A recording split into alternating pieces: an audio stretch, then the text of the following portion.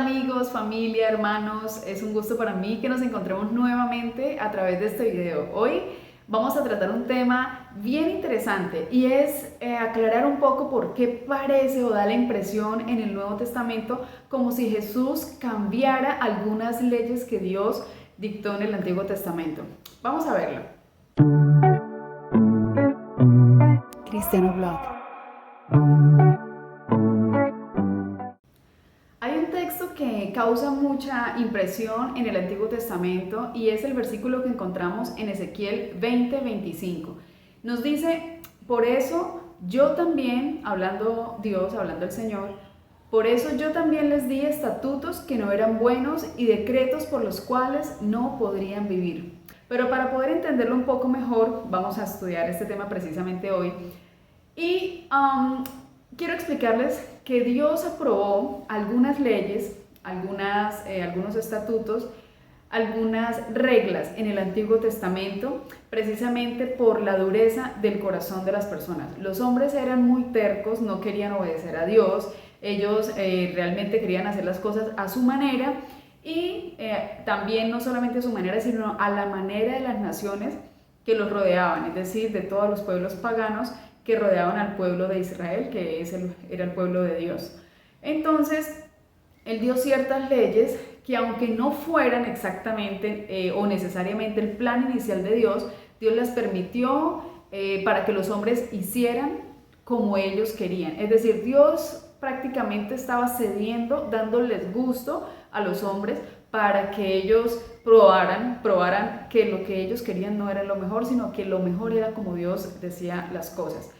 Para explicarlo mucho mejor, les voy a mostrar varios ejemplos. Ahí ya vamos a entender un poquito más en la práctica de lo que fue en el pueblo de Israel, cómo es que se aplicaban estas leyes que aparentemente no eran buenas, sino que realmente pues no eran la voluntad de Dios desde el principio.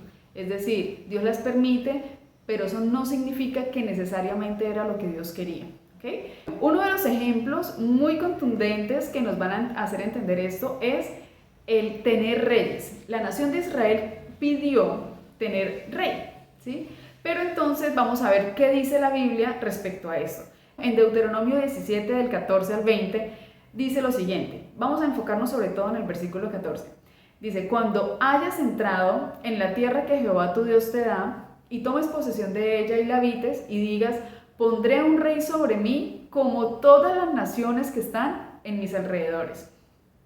Ya antes de que ellos entraran a la tierra prometida, el Señor les estaba advirtiendo, les estaba profetizando que ellos iban a pedir un rey, ¿sí?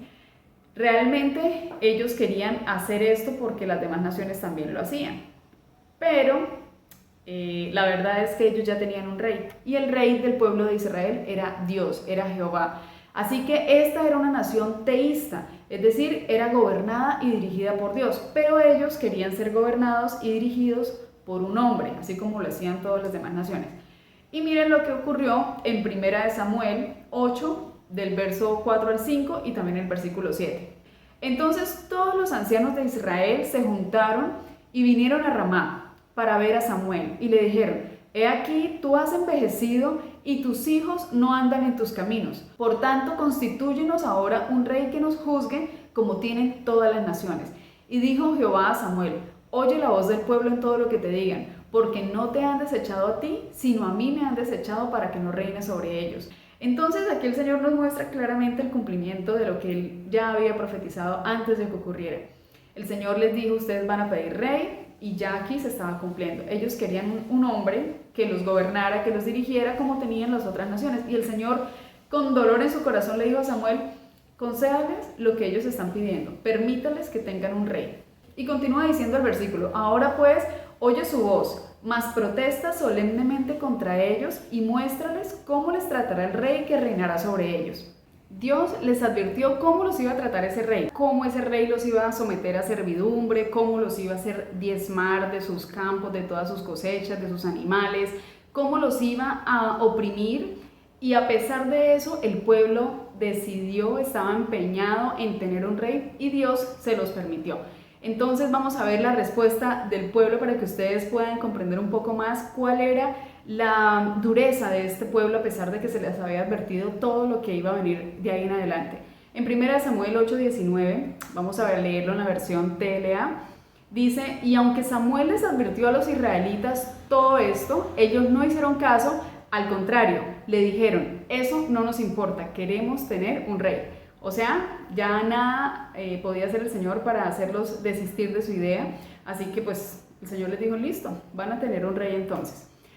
Hay otro tema, igual que este, que es la poligamia, ¿sí? Como acabamos de ver, el plan original de Dios no era que ellos tuvieran un rey, porque ya ellos tenían su propio rey, que era Dios mismo, que era el que los dirigía, el que los guiaba, el que peleaba sus batallas y demás. Ahora pasa lo mismo con el tema de la poligamia. No es algo que Dios instituyó, que fuera la voluntad de Dios desde el principio, pero Dios accedió a permitirlo de cierta manera, estableciendo algunas normas, claro, para que el pueblo comprobara que era mejor la voluntad de Dios que la del pueblo. Entonces, en Deuteronomio 21, del 15 al 17, hay un texto que no nos habla directamente de la poligamia, pero sí nos muestra que había poligamia, no porque Dios lo quisiera, sino porque el pueblo, vuelvo e insisto, quería hacerlo así. Y dice: si un hombre tuviere dos mujeres, la una amada y la otra aborrecida, y la amada y la aborrecida le hubieren dado hijos, y el hijo primogénito fuere de la aborrecida, en el día que hiciere heredar a sus hijos lo que tuviere, no podrá dar el derecho de primogenitura al hijo de la amada con preferencia al hijo de la aborrecida. Bueno, aquí habla de un tema de primogenitura, pero está muy claro que era el caso de un hombre que tenía dos mujeres. Esas dos mujeres habían dado un hijo, y por supuesto los hombres, ¿qué iban a hacer? A darle preferencia al hijo de la amada. Y al hijo de la aborrecida, si hubiese sido el primogénito, no le iban a dar la herencia. Entonces ya Dios empezó a establecer unos parámetros, unas normas, para que la gente no obrara injustamente. Pero entonces vemos claramente que no era la voluntad de Dios. Lo vamos a notar ahora en un texto hermoso que el Señor Jesús él mismo nos muestra y nos enseña qué era lo que él quería desde un principio, que no era que un hombre tuviera ni dos, ni tres, ni 7 mujeres, sino una sola. Entonces, en Mateo 19, del 5 al 6, nos dice, bueno, le hacen una pregunta a los fariseos y les dice: ¿es lícito, en el versículo 3, es lícito al hombre repudiar a su mujer por cualquier causa? Él les respondió y les dijo: ¿no habéis leído que el que los hizo al principio, varón y hembra los hizo? Y dijo: por esto el hombre dejará a padre y madre y se unirá a su mujer, y los dos serán una sola carne. Así que ya no son más dos, sino una sola carne. Por lo tanto, lo que Dios juntó, no lo separe el hombre. Vemos entonces que es muy claro que el plan original de Dios era que el hombre estuviera con una sola mujer, no con dos ni más. Entonces, de esta manera ustedes pueden notar que el pueblo quiso hacer su voluntad, quiso tener más mujeres. De hecho, hay un caso muy específico y muy conocido en la Biblia, que es el de Abraham, cuando tuvo un hijo con su sierva Agar, que era la sierva de Sara. Y bueno, eso fue para problemas, para disputas entre esas dos mujeres, entre esos dos hijos, porque es que Dios cuando dice algo es para nuestro bien. Realmente los hombres, vuelvo y repito, hemos sido tercos desde el principio y creemos que sabemos más que Dios, pero Dios conoce todas las cosas. Así que este es otro de los casos que les quería comentar, la poligamia. ¿Había poligamia dentro del pueblo de Dios? Sí, pero no es porque Dios la permitiera ni porque Dios lo hubiera mandado así, como algunas personas creen también. No es así. El plan original de Dios era un hombre para una sola mujer. Entonces, hay otra ley que el Señor permitió, aunque no era el plan original de Dios, sino que todo a través del tiempo, por consecuencia del pecado, por muchas razones, el Señor tuvo que adaptar algunas leyes que, como dijimos al principio en Ezequiel 20, dice leyes que no eran buenas, leyes que no eran lo mejor para ustedes, pero el Señor tuvo que ponerlas, ¿no? Entonces, otra es comer carne. Ustedes conocen que hay una historia también que es bastante popular en la Biblia, y es la de cuando el pueblo de Israel iba por el desierto y el Señor les dio maná del cielo. Era un pan, dice que eran como hojuelas con sabor a miel. Entonces, este alimento era lo que Dios quería que ellos comieran durante todo su trayecto. Pero el pueblo se rebeló contra Dios, le dijo que ellos no querían seguir comiendo eso, que estaban hastiados, que estaban cansados, que querían comer carne. Por supuesto, porque ellos estaban en Egipto acostumbrados a comer carne. Entonces el Señor les dijo, sí, ¿quieren carne? Ok, les voy a dar carne. O sea, el Señor nuevamente vuelve y complace al pueblo con lo que tanto ellos le exigían.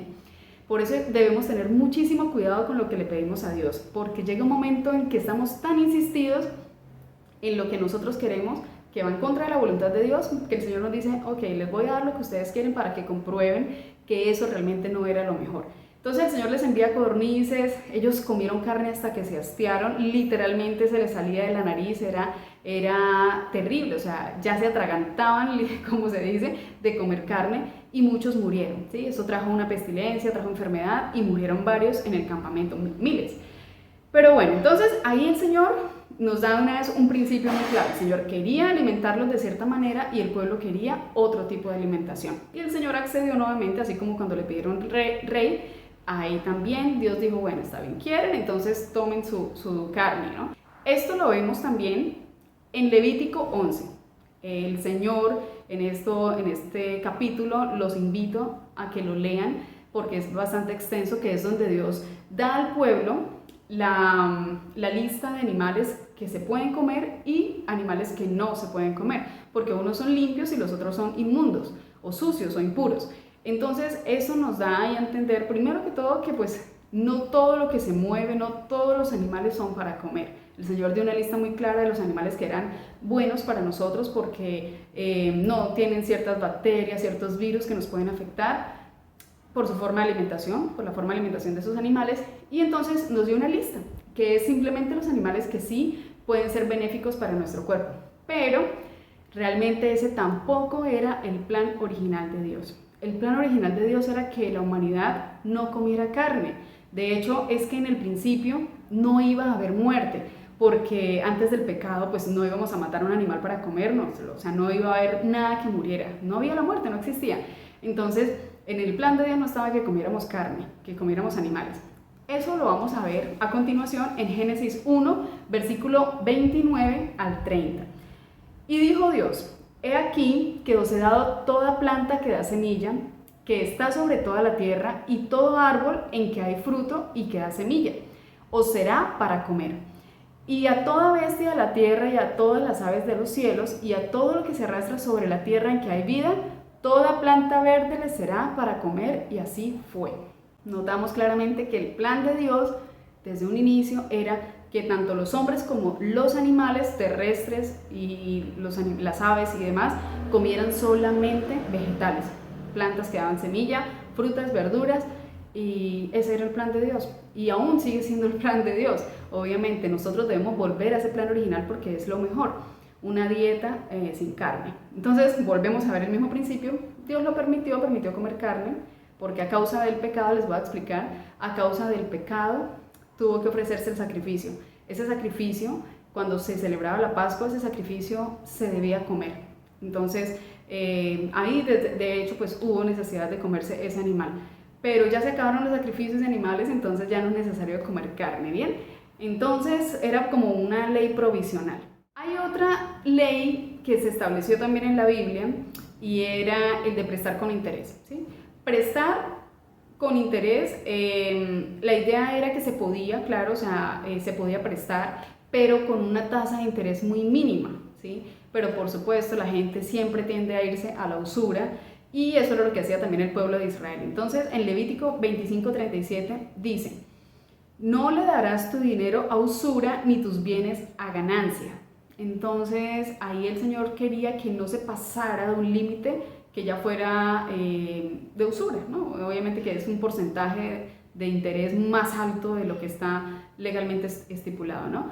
Pero el plan de Dios, el corazón de este mandamiento realmente no era ese. En Lucas 6:34-35, por eso es que parece que el Señor Jesús como que contradice o muestra otro tipo de formas de ver la ley en el Nuevo Testamento, pero realmente es la misma, solamente que el Señor está mostrando ahora la esencia de esos mandamientos que Dios dio en el Antiguo Testamento. Lucas 6:34-35 dice, y si prestáis a aquellos de quienes esperáis recibir, ¿qué mérito tenéis?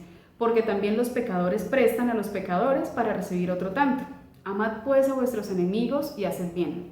Y prestad, no esperando de ello nada. Y será vuestro galardón grande y seréis hijos del Altísimo, porque Él es benigno para con los ingratos y malos. Entonces el Señor ahí nos dice que prestemos sin esperar nada a cambio, ¿sí? Que está bien, si nosotros prestamos con un interés bajo, no estamos quebrantando la ley, es verdad, no la estamos quebrantando, pero estamos simplemente cumpliendo con la letra de la ley y no con el espíritu de la ley, que es realmente poder prestar sin esperar recibir intereses, ¿sí? Porque realmente es una persona que pide prestados porque necesita, y si ya hay una necesidad en esa persona, imagínate que le va a ser mucho más complicado pagar ahora intereses por ese préstamo. Entonces Dios quiere que obremos siempre con misericordia, con justicia, y que pues estas leyes realmente las apliquemos utilizando el amor. Algunas leyes pues Dios las usó para determinar parámetros, establecer regulaciones, para que lo hiciera cada uno como mejor le pareciera, ¿sí? Y abusaran de los demás. Esa era como la idea de Dios.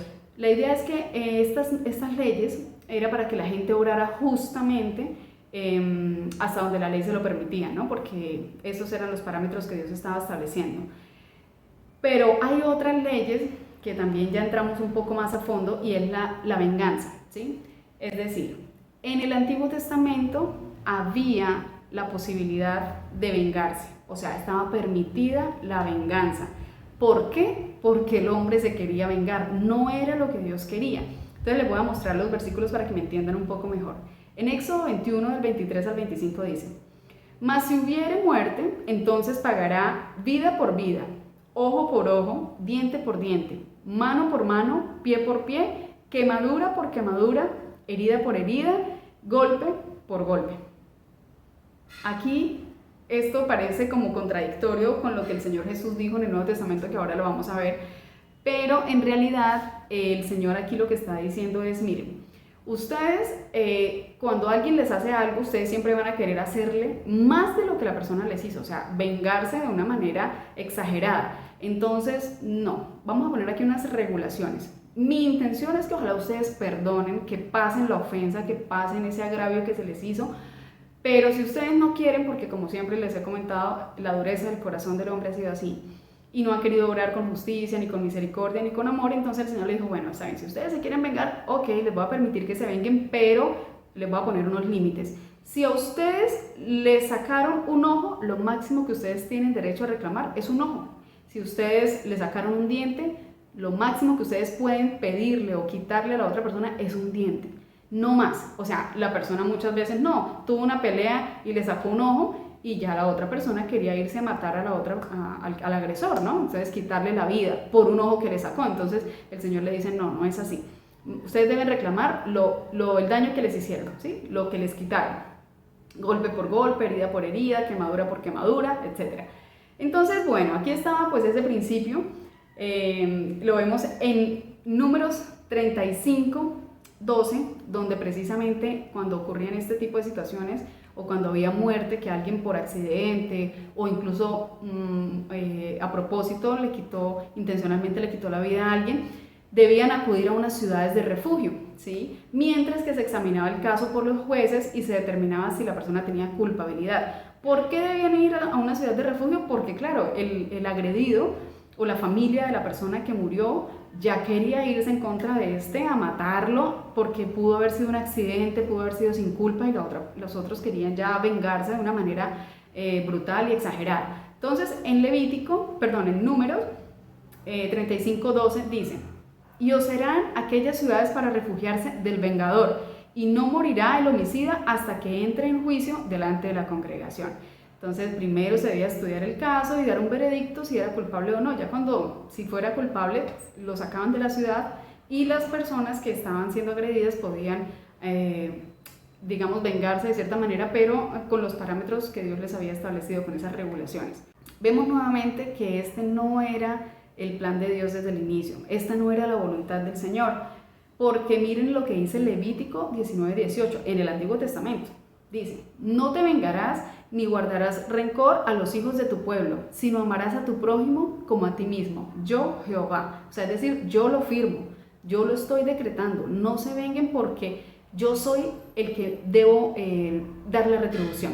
Eso lo dice Deuteronomio 32:35, dice el Señor: mía es la venganza y la retribución, A su tiempo, su pie resbalará, porque el día de la aflicción está cercano y lo que le está preparado se apresura. Es decir, no se vengan ustedes, déjenme eso a mí, yo que soy justo, yo que conozco todas las cosas, sé lo que esa persona se merece. Así que Dios le dijo, la venganza es mía, no de ustedes. Jesús nos mostró cuál era la verdadera intención de Dios desde el principio. No es que Jesús en el Nuevo Testamento quisiera cambiar las cosas que se dijeron en el Antiguo Testamento, para nada. Él lo que vino fue a mostrar su verdadero significado. Recordemos que en el video anterior, que le voy a dejar la tarjetica por acá para que ustedes lo vean, donde les muestro que el carácter de Dios es el mismo tanto en el Antiguo Testamento como en el Nuevo, aunque parezca que en el Antiguo era más estricto y en el Nuevo era un Dios más amoroso y más paciente, pero realmente es el mismo. Entonces, los invito a que lo vean también, porque el Señor Jesús, cuando hablaba aquí de esa misma ley de ojo por ojo y diente por diente, fíjense lo que dijo en Mateo 5, 38 y 39. Oísteis que fue dicho ojo por ojo y diente por diente, pero yo os digo, no resistáis al que es malo, antes cualquiera que te hiera en la mejilla derecha, vuélvele también la otra. ¿Sí notan? Dios permitió, como lo vimos en el Antiguo Testamento, que la gente reclamara por lo que se le había hecho, que se vengara en cierta manera, pero no es la intención de Dios, eso no está en el corazón de Dios, sino que por el contrario lo que Dios quería es que esas faltas se pasaran, que pudieran tener misericordia, que si alguien lo agredía, listo, no respondieran de la misma manera, es decir, que pagaran bien por el mal, que pagaran con el bien el mal. Él lo que quería era que venciéramos con el bien el mal, ¿sí? Entonces que no respondiéramos de la misma manera. Romanos 12, versos 17 y 19 nos dice lo siguiente: no paguéis a nadie mal por mal, procurad lo bueno delante de todos los hombres. Si es posible, en cuanto dependa de vosotros, estad en paz con todos los hombres. No os venguéis vosotros mismos, amados míos, sino dejad lugar a la ira de Dios, porque escrito está, mía es la venganza, yo pagaré, dice el Señor. Entonces, Romanos, acá el apóstol Pablo nos aclara esto para que no tenga lugar a dudas. Bien, ahora, otro tema, otra ley que Dios también permitió en el Antiguo Testamento, sin que fuera la voluntad inicial de Dios, es el divorcio. El divorcio, en Deuteronomio 24:1 dice lo siguiente: cuando alguno tomare mujer y se casare con ella, si no le agradare por haber hallado en ella alguna cosa indecente, le escribirá carta de divorcio y se la entregará en su mano y la despedirá a su casa. Ahí empezaron a aumentar los divorcios, porque cuando ya Dios le dio esa orden a Moisés de que él les podía dar carta de divorcio, es decir, hacerles una separación legal a las parejas, aumentaron los divorcios, porque ahí sí ya los hombres empezaron a despedir a sus mujeres, a rechazarlas porque porque no les gustaban las uñas de los pies, por cualquier cosa insignificante. Es cierto que habían cosas, por ejemplo, como que la mujer al casarse decía que era virgen y resulta que no era virgen, era una razón, digamos, de peso para que el hombre pudiera decir no quiero a esta mujer, quiero entregársela nuevamente a su padre y rechazarla. Pero aún así estaba la opción de que pudiera pasar esa falta, perdonarla y pues por supuesto continuar con el matrimonio. Pero entonces esas parejas estaban ya con problemas, peleaban demasiado, no vivían en paz, y por eso Moisés dijo, ok, el Señor me ha dicho que les puedo autorizar que se divorcien, pero realmente esta no era la voluntad de Dios desde el principio. Eso es algo supremamente claro. Dice en Marcos 10, 2 al 9. Y se acercaron los fariseos y le preguntaron para tentarle si era lícito al marido repudiar a su mujer. Él respondió, les dijo, ¿qué os mandó Moisés? Ellos dijeron, Moisés permitió dar carta de divorcio y repudiarla. Y respondiendo Jesús les dijo, por la dureza de vuestro corazón os escribió este mandamiento, pero al principio de la creación, varón y hembra los hizo Dios. Por esto dejará el hombre a su padre y a su madre y se unirá a su mujer, y los dos serán una sola carne, así que no son ya más dos, sino uno. Por tanto, lo que Dios juntó, no lo separe el hombre. Además, vemos acá también de que, es muy claro notar que la voluntad de Dios era que el matrimonio entre ese hombre y esa mujer durara toda la vida. Dice que realmente lo que Dios juntó, no lo puede separar el hombre, por cualquier causa realmente, excepto, dice la palabra de Dios, por adulterio, ¿sí? Por fornicación. Entonces, cuando hay infidelidad dentro del matrimonio, es la única causa digamos, aceptable delante de Dios para que una persona pueda dejar a la persona que lo traicionó. Porque Dios entiende el dolor tan grande, o sea, ahí se rompe el vínculo del matrimonio cuando entra una tercera persona. Pero sabemos que si es por cualquier otra causa, es decir, porque por ejemplo mi marido ronca mucho, no es que mi esposa no hace las cosas de la casa, no es hacendosa y no me tiene aburrido, entonces me voy a separar de ella. Por esas causas irrisorias e insignificantes no es permitido que se divorcien, o sea, que porque hubo incompatibilidad de caracteres entonces se van a divorciar. No, realmente si se llegan a divorciar, como dice la palabra de Dios, tanto el que repudia a su mujer como la repudiada y se casan con otra persona, caen en adulterio, porque es que ellos son una sola carne, como dice allí, ya no son más dos, son uno. Entonces, la persona cuando se divorcia y va a iniciar una nueva vida con alguien, esa es la realidad, queda en adulterio, queda en pecado totalmente de ahí en adelante. Entonces es una decisión que realmente se debe pensar muy bien antes de tomarla. Y el matrimonio pues es para toda la vida. Entonces aquí Dios pues no quería que esas leyes realmente tuvieran que aplicarse, no era la voluntad de Dios que esas leyes se usaran, sino que realmente los seres humanos pudiéramos usar el amor, la misericordia y el perdón. Así podíamos evitar tener que guardar o cumplir esa letra de la ley, sí, esas leyes que se permitían pero no iban conforme al corazón de Dios. Entonces, esto por el momento es para que ustedes puedan conocer un poco por qué no es que Jesús contradice el Antiguo Testamento, sino que Él muestra el verdadero corazón de Dios desde el Antiguo Testamento. Pero volvemos al tema que el pueblo de Israel siempre ha sido un pueblo rebelde. Y no hablo solamente del pueblo del Antiguo Testamento, allá de los descendientes de sangre de Abraham, sino de todo el pueblo de Israel en general, que somos todos nosotros. Siempre hemos querido hacer nuestra voluntad, hemos despreciado los requerimientos de Dios y nos hemos olvidado del corazón y del espíritu de la ley. Y ese es el tema que vamos a tratar en el siguiente video para que ustedes conozcan la diferencia entre la letra y el espíritu de la ley.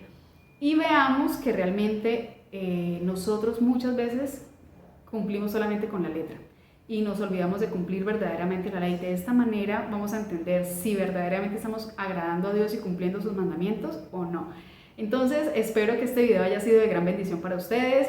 Déjenme sus comentarios acá abajo, díganme qué piensan, si lo comprendieron, si tienen algún aporte para enriquecer mucho más este video. Y como siempre les digo, no se olviden de compartir este video, de darle me gusta y sobre todo de suscribirse a este canal. Un abrazo para todos, el Señor les bendiga grandemente y nos vemos en el próximo video.